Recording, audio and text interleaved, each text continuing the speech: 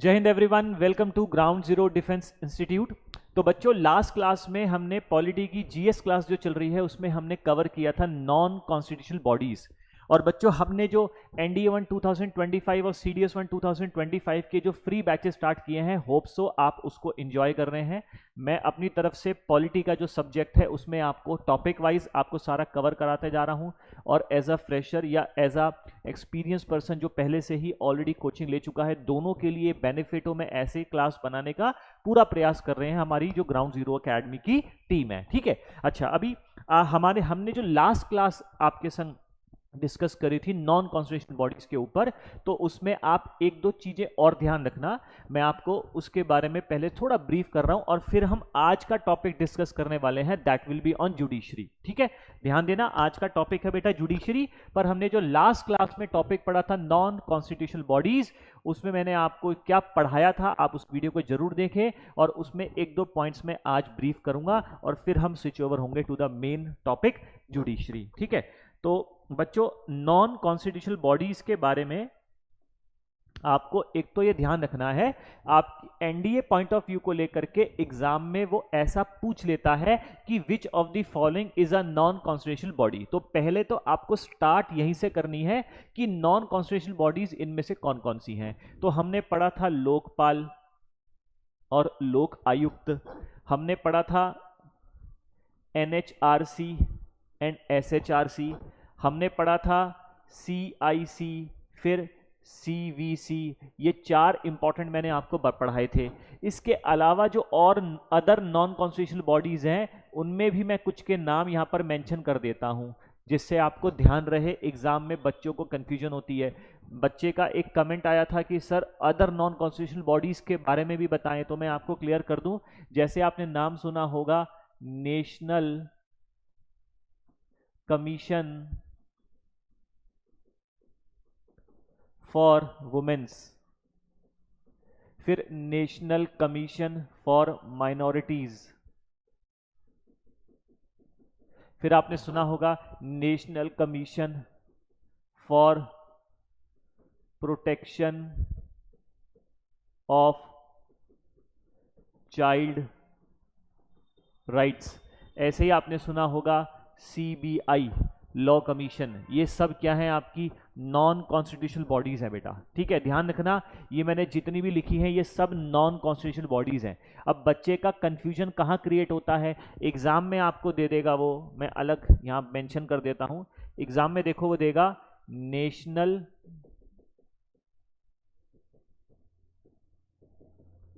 Commission on SC, national commission on ST, national commission on womens और national commission on backward classes.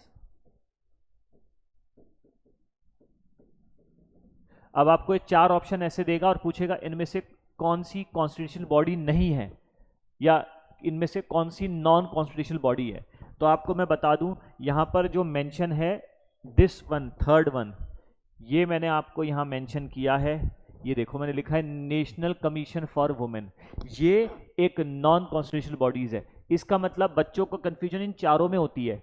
National commission for SC, ST and backward classes, actually में article 338 में national commission for on schedule caste, article 338 के capital A में national commission on schedule tribes और article 338 के B में national commission on backward classes के बारे में मेंशन किया गया है। और ये अमेंडमेंट हुए हैं, इसमें भी अमेंडमेंट हुआ था, एक 89th अमेंडमेंट हुआ था 2003 में और फिर 102nd अमेंडमेंट हुआ था 2018 में। तो इस तरह से इसमें अमेंडमेंट के द्वारा ये चीजें लेटर ऑन जोड़ी गई। तो यहाँ थोड़ा सा बच्चे को कंफ्यूजन होता है, तो एक बच्चे का एक डाउट था तो मैंने यहाँ पर क्लियर करा है, ये आप जरूर मेंशन करें। तो ये आपका टॉपिक जो मैंने प्रीवियस क्लास में आपको पढ़ाया था नॉन कॉन्स्टिट्यूशनल बॉडी, वो आपका कवर हो जाता है। ठीक है, चलिए अब हम आज का टॉपिक स्टार्ट करते हैं बेटा, और आज के टॉपिक का नाम है जुडिशरी। और ये जुडिशरी इंपॉर्टेंट टॉपिक है, आपके कॉन्स्टिट्यूशन में दिया है इसके बारे में, इसमें डिस्क्राइब करेंगे, इसमें हम पढ़ेंगे about supreme court, high courts, district court and various other courts. बहुत सारी न्यायपालिकाओं का सिस्टम भारत में चलता है, वो सब हम पढ़ने वाले हैं। ठीक है, तो चलिए स्टार्ट करते हैं टॉपिक जुडिशरी।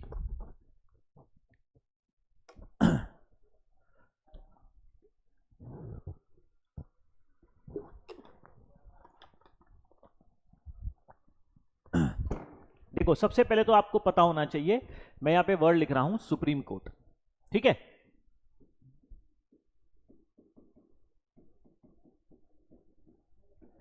जब हम सुप्रीम कोर्ट की बात करते हैं तो ये सुप्रीम कोर्ट एस्टैब्लिश कब हुई, तो आप कह सकते हैं supreme court was establish on 28 जनवरी 1950। अच्छा, सुप्रीम कोर्ट से पहले कोई कोर्ट थी तो भारत में गवर्नमेंट ऑफ इंडिया एक्ट आया था 1935। गवर्नमेंट ऑफ इंडिया एक्ट 1935 में भारत में बनाई गई थी एक फेडरल कोर्ट। क्या बनाई गई थी बेटा? एक फेडरल कोर्ट। ठीक है, ये फेडरल कोर्ट जो बनाई गई थी, इट वाज एस्टैब्लिश, ये एक प्रकार से इंटरमीडिएटरी है ना, इंटरमीडिएटरी का काम करती थी बिटवीन हाई कोर्ट्स। या मेंशन कर देता हूं, it worked like an intermediary between high court, उस समय जो हाई कोर्ट्स थी, एंड प्राइवी काउंसिल्स। ठीक है, तो इस तरह से ये एस्टैब्लिश हुई थी। अच्छा, इसी फेडरल कोर्ट को फिर आगे चल करके हमने भारत ने बनाई एक सुप्रीम कोर्ट 28 जनवरी 1950 को। और ये जो सुप्रीम कोर्ट है, इसको अगर मैं कंपेयर करूं, जैसे आपने देखा रिसेंटली अमेरिका में इलेक्शन हुए, तो अमेरिका के जो प्रेसिडेंशियल इलेक्शन है और भारत में जो पार्लियामेंट्री इलेक्शन है, बहुत डिफरेंस है। तो ऐसे ही अमेरिका में जो जुडिशियल सिस्टम चलता है और जो भारत में जुडिशियल सिस्टम चलता है, दोनों में डिफरेंस है। हमारे यहां फॉलो होता है इंटीग्रेटेड सिस्टम। ध्यान रखना, कौन सा सिस्टम बेटा? इंटीग्रेटेड सिस्टम फॉलो किया जाता है। अब आप कहेंगे सर इंटीग्रेटेड सिस्टम क्या होता है? यानी कि भारत में सेंटर हो या स्टेट हो बेटा, सेंटर हो या स्टेट हो, दोनों के लिए कोई अलग अलग कोर्ट्स नहीं बनी है। हमारे यहां ऐसा नहीं है कि सेंटर के लिए एक डिफरेंट कोर्ट है और स्टेट के लिए कोई अलग कोर्ट बनाई गई है। ठीक है, जबकि फेडरल कोर्ट का मतलब क्या होता है? अगर हम अमेरिका में देखें तो वहां पर सेंटर के लिए अलग न्यायपालिका है, स्टेट के लिए अलग न्यायपालिका है।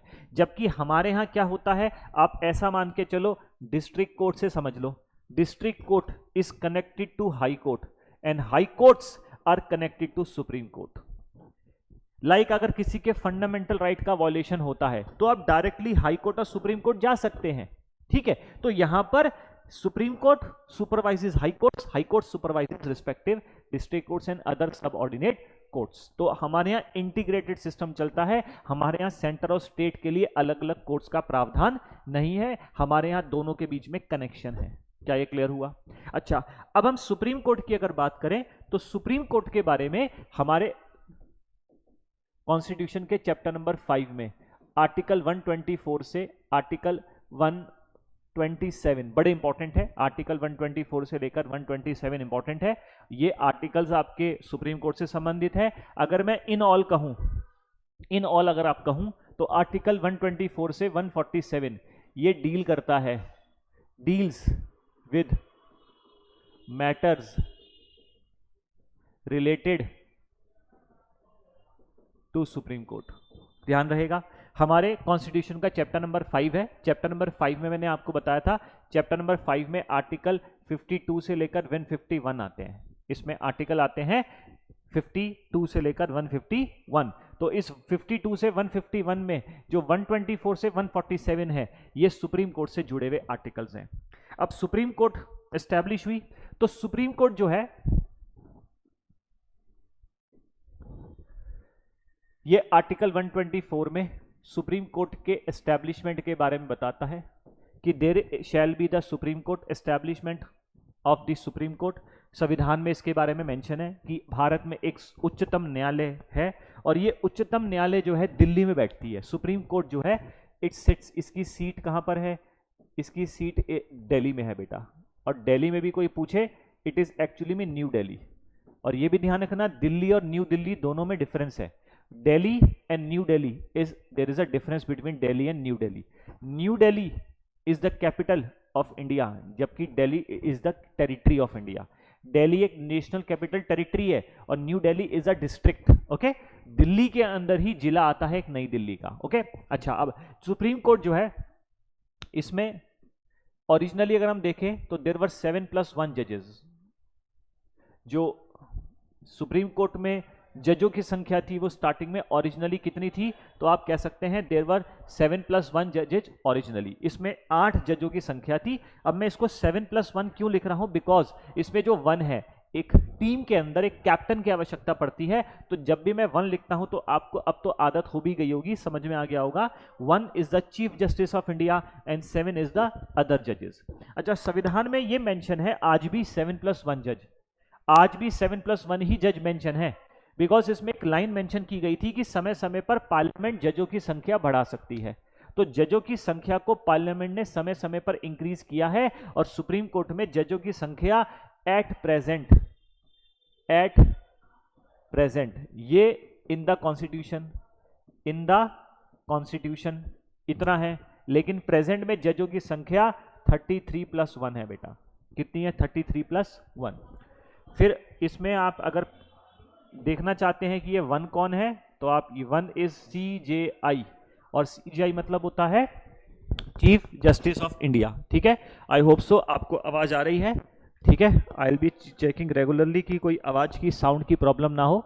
तो एक चीफ जस्टिस ऑफ इंडिया। अब इसमें जो 33 है, दीज आर अदर जजेस। These are what? These are other जजेस। तो यहां पर 34 जजेस के प्रावधान के बारे में दिया गया है। अच्छा, अब अगर कोई व्यक्ति सुप्रीम कोर्ट का जज बनना चाहता है तो डेफिनेटली उसकी कुछ क्वालिफिकेशन होनी चाहिए, और वो क्वालिफिकेशन जो है आपके संविधान में ऑलरेडी मेंशन है। What should be the qualification of to become a जज। अब सुप्रीम कोर्ट का जज बनने की क्वालिफिकेशन में ऑब्वियस ही बात है, वो भारत का नागरिक होना चाहिए, साउंड माइंड का होना चाहिए, वो बैंकरप्ट नहीं होना चाहिए। कुछ कॉमन चीजें ऑलरेडी हैं। हम बात करेंगे कुछ जुडिशियल क्वालिफिकेशन की। तो उसमें लिखा हुआ है कि वो कम से कम 5 साल 5 years एज अ जज ऑफ हाई कोर्ट रह चुका हो। जज ऑफ हाई कोर्ट, वह हाई कोर्ट का जज कम से कम 5 साल रहा हो कंटिन्यूएशन में। आप ध्यान रखना, ये क्वालिफिकेशन में सबसे पहली कंडीशन है। या फिर वह एडवोकेट रहा हो हाई कोर्ट में, या फिर वो हाई कोर्ट में क्या रहा हो बेटा? एडवोकेट। और लिख रहा हूं बेटा, 10 साल हो गए हो उसे as an advocate of High Court. ठीक है, तो मैक्सिमम मैं कहूंगा ऑलमोस्ट 99% जो है सुप्रीम कोर्ट में जो जज बनते हैं वो पहली कैटेगरी से बनते हैं। बहुत ही कम ऐसे चांस, रेयरली ऐसा होता है कि एडवोकेट जो है हाई कोर्ट का, कोई एडवोकेट सुप्रीम कोर्ट का जज बने, पर बनते हैं, पर बहुत कम होते हैं। मतलब परसेंटेज कम है। इनकी परसेंटेज ज्यादा है, इनकी परसेंटेज कम है। फिर इसके अलावा एक तीसरी कंडीशन भी कॉन्स्टिट्यूशन में मेंशन है, और वो मेंशन उसमें ये लिखा है अ स्पेशल जूरिस्ट। अब ये स्पेशल जूरिस्ट का मतलब क्या होता है? एक ऐसा व्यक्ति जो विधि वक्ता हो, यानी कि जिसको लॉ की जानकारी, मानो किसी यूनिवर्सिटी का प्रोफेसर जिसको विधि की एक स्पेशल जानकारी हो, एक राष्ट्रपति की नजरों में डिस्टिंग्विश फीचर रखता हो, उसको लॉ की जानकारी इतनी ज्यादा, इतनी उपलब्धता उसके पास है कि राष्ट्रपति की नजरों में वो एक स्पेशल डिस्टिंग्विश जूरिस्ट की तरह लग रहा हो। तो हमने एक शब्द यूज किया विधि वक्ता। हालांकि यहां से आज तक कोई जज नहीं बना है, पर हमारे यहां कंडीशन है कि अ डिस्टिंग्विश जूरिस्ट। तो लिख देता हूं distinguish jurist can also become the जज ऑफ सुप्रीम कोर्ट। अच्छा, ये तो हमने बात करी क्वालिफिकेशन की। क्वालिफिकेशन के अलावा अब हम इंपॉर्टेंट ये है कि चलो हमने क्वालिफिकेशन तो समझ ली, लेकिन अपॉइंट कौन करेगा? तो ये समझिए, अपॉइंटेड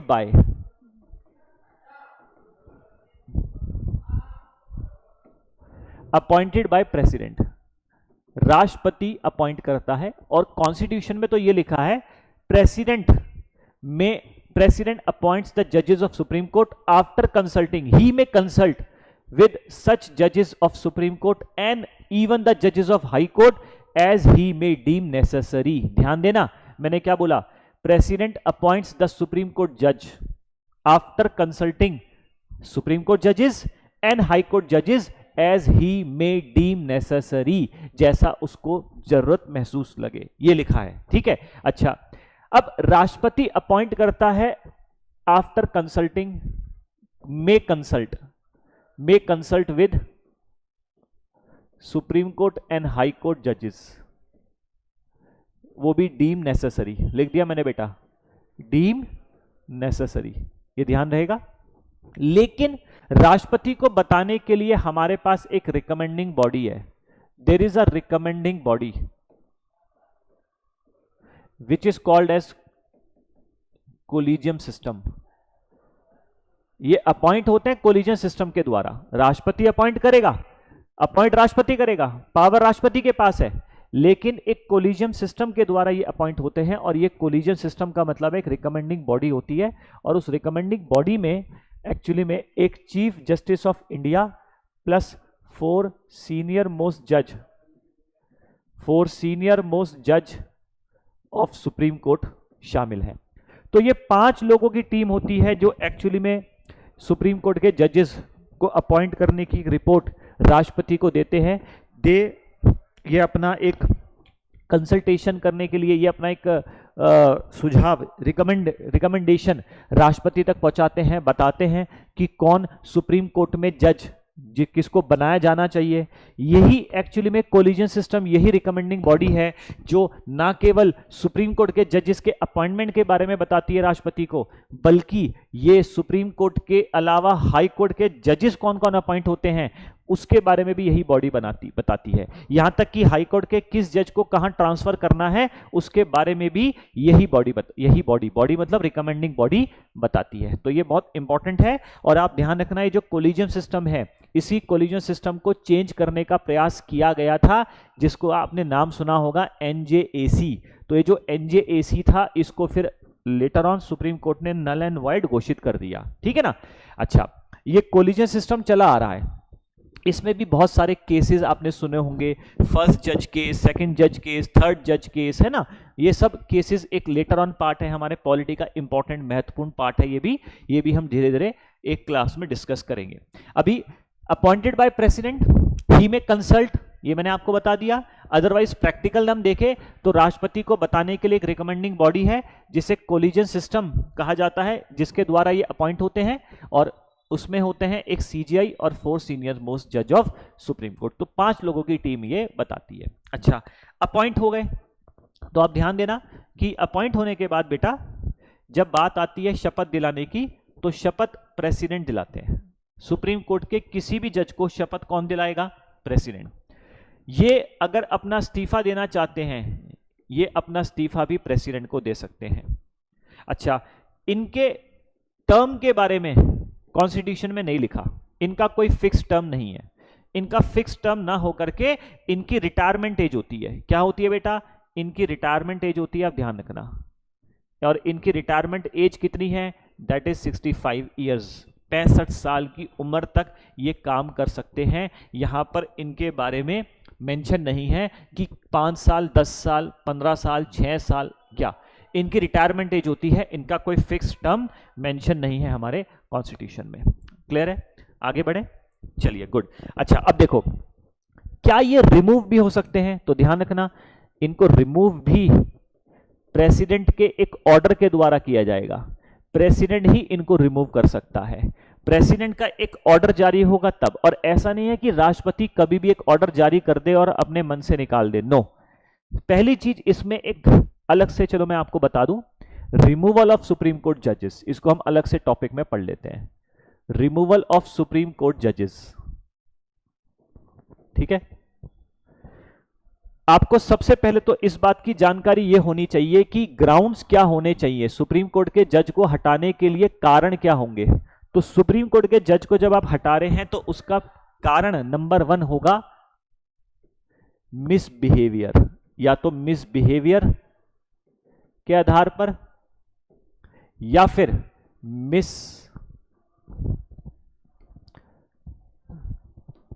इनकैपेसिटी।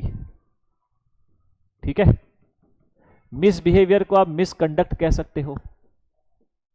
ओके, दो ही कारण हमारे कॉन्स्टिट्यूशन में बताए गए हैं। We have only 2 grounds to remove the जजेस ऑफ सुप्रीम कोर्ट। केवल 2 ही ग्राउंड्स बताए गए हैं सुप्रीम कोर्ट के जज को हटाने के लिए। उसमें एक मैंने आपको बताया मिसबिहेवियर और एक मैंने आपको बताया इनकैपेसिटी। ये 2 ग्राउंड्स हैं सुप्रीम कोर्ट के जज को हटाने के लिए। अच्छा, सुप्रीम कोर्ट के जज को हटाने के लिए हम करते क्या हैं? एक क्वासी जुडिशियल मेथड है यहां पर भी, ऑब्वियस सी बात है, जैसे राष्ट्रपति के लिए हमने करा था, पार्लियामेंट को यह अधिकार दिया था।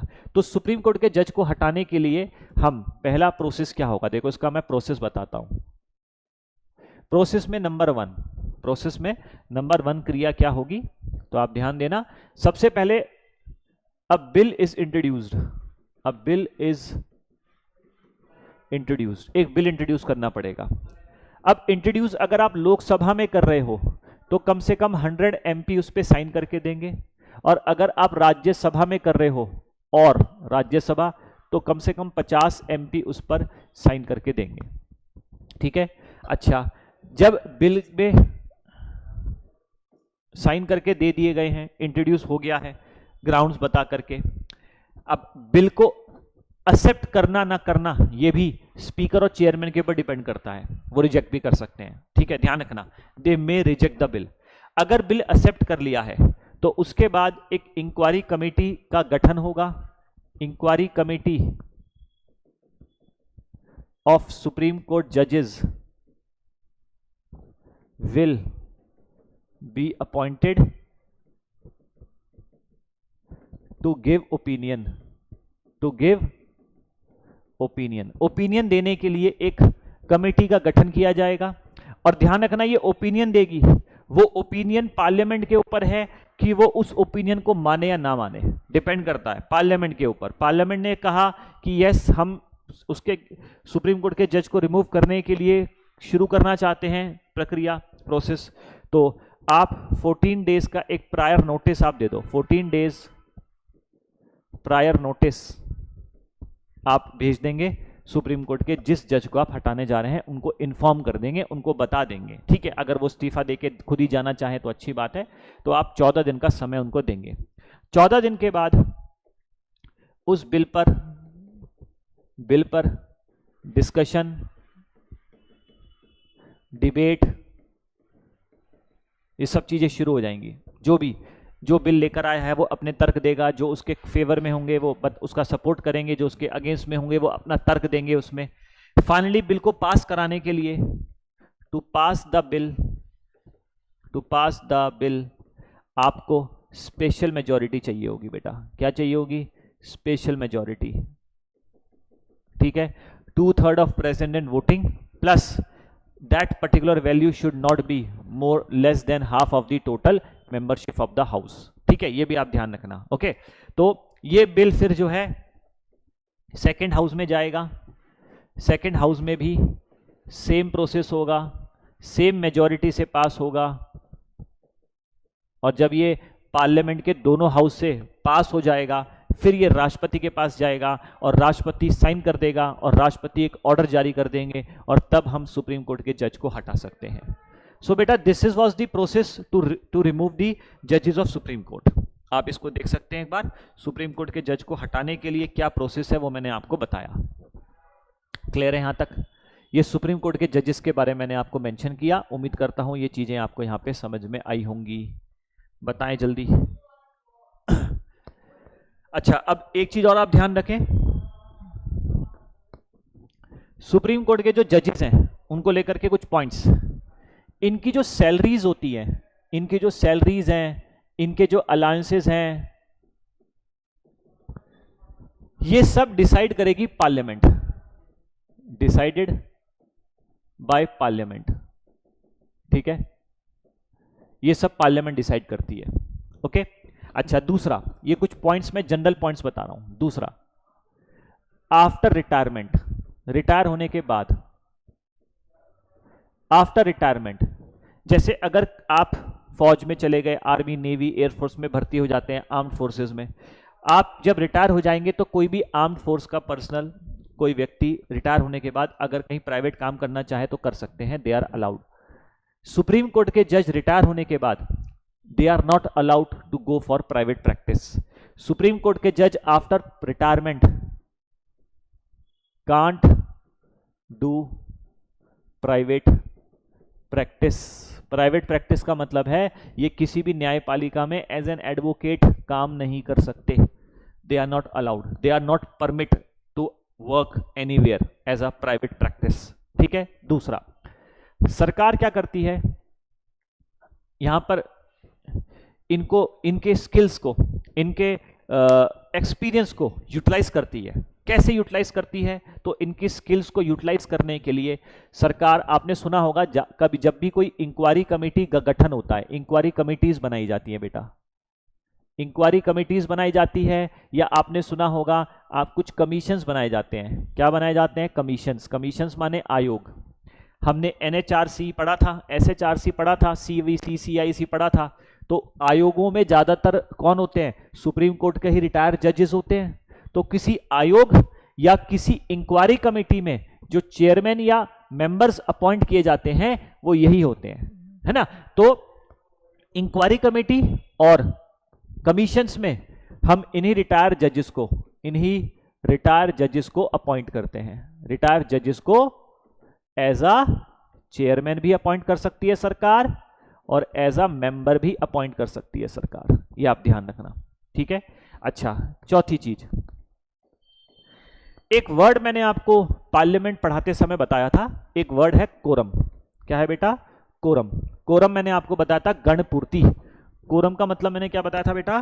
गणपूर्ति, है ना। तो सुप्रीम कोर्ट का भी कोरम होता है। तो अगर कभी कोरम कम हो जाए due to lack of quorum, due to lack of quorum, ऐसा हो सकता है कि अगर सुप्रीम कोर्ट में कोरम कम है, जजेस की संख्या बेंच में कम हो रखी है और कुछ सेंसिटिव केसेस आए हैं, संवेदनशील मामले कुछ आ गए हैं जिनका निपटारा करना अति आवश्यक है, तो इन सच केस CJI में रिक्वेस्ट किसको? प्रेसिडेंट को, कि आप किसी भी अवेलेबल और क्वालिफाइड, ध्यान रखना, अवेलेबल और क्वालिफाइड हाई कोर्ट जज को अपॉइंट करें। क्या करें? अपॉइंट करें।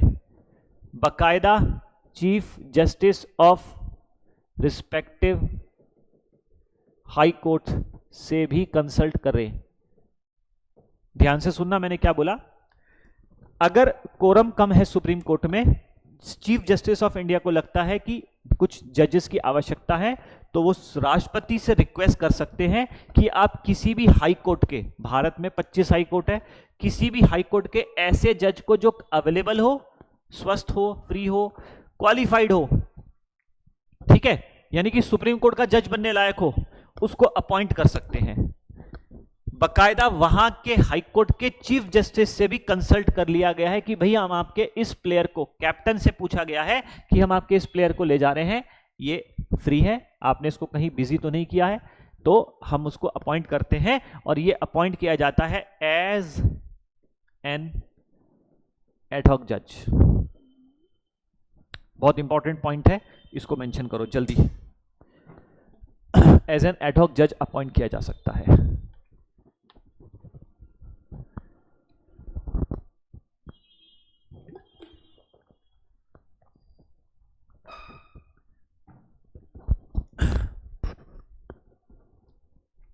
क्लियर है बेटा? अच्छा, इसमें आप ये भी मेंशन करना कि अगर कोई आपसे पूछे कि सुप्रीम कोर्ट में एडहॉक जजेस का जो अपॉइंटमेंट होता है उसके बारे में कॉन्स्टिट्यूशन में कहां दिया गया है, तो आर्टिकल 127 में, आर्टिकल 127 में एडहॉक जजेस के बारे में दिया गया है। क्लियर है? अच्छा, ऐसे ही में एक पॉइंट और, ये सब जनरल पॉइंट्स आपके चल रहे हैं 1 2 3 4, ऐसे में इसी में मैं एक पॉइंट और ऐड कर देता हूं। पॉइंट है, in case CJI post is vacant, या फिर एब्सेंट हो सीजीआई।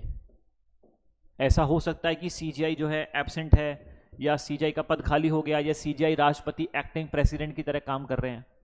तो इन सच केस एक एक्टिंग सीजीआई, भाई ऐसी परिस्थिति आने पर, ऐसी सिचुएशन आने पर हमारे पास ऑलरेडी एक मैनेज करने के लिए हमारे पास पहले से ही बंदोबस्त हो, पहले से ही प्रावधान हमारे पास है कि हम एक एक्टिंग सीजीआई भी अपॉइंट करते हैं।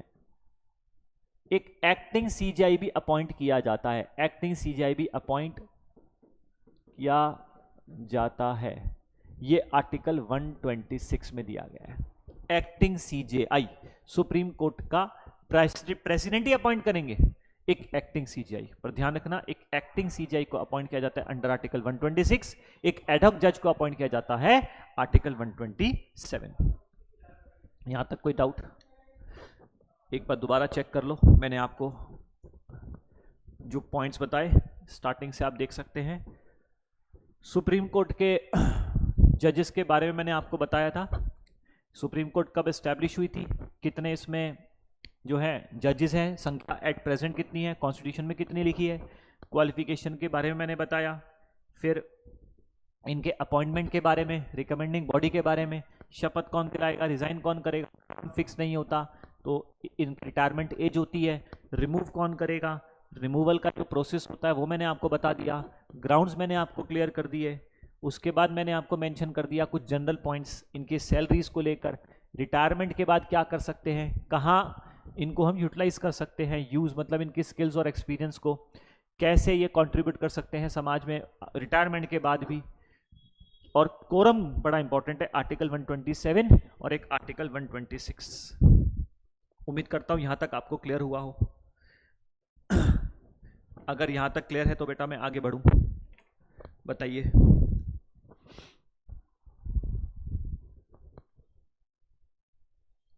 चलिए तो अब हम बढ़ते हैं आगे। अभी बेटा हम बात करेंगे सुप्रीम कोर्ट के जो केसेस होते हैं उनका क्लासिफिकेशन किया गया है। Classification of cases of supreme court, इसे कहा जाता है ज्यूरिसडिक्शन। क्या कहा जाता है? ज्यूरिसडिक्शन। मतलब सुप्रीम कोर्ट जब अलग अलग प्रकार के कई प्रकार के केसेस को हैंडल करती है तो उन्हीं केसेस का हमने क्लासिफिकेशन कर दिया है और वही क्लासिफिकेशन कहलाता है ज्यूरिसडिक्शन। उसमें जैसे एक है आपका ओरिजिनल ज्यूरिसडिक्शन, ठीक है बेटा, आर्टिकल 131, ओके। इसके बाद एक आता है आपका रिट ज्यूरिसडिक्शन, आर्टिकल 32। फिर एक आता है आपका एपीलेट ज्यूरिसडिक्शन, आर्टिकल 132, ठीक है। अच्छा, इसमें एक्चुअली में बहुत सारे हैं, 133 भी है और 134 भी है। फिर एक आता है एपीलेट के अलावा एडवाइजरी, आर्टिकल 143। एक आता है रिवाइजरी,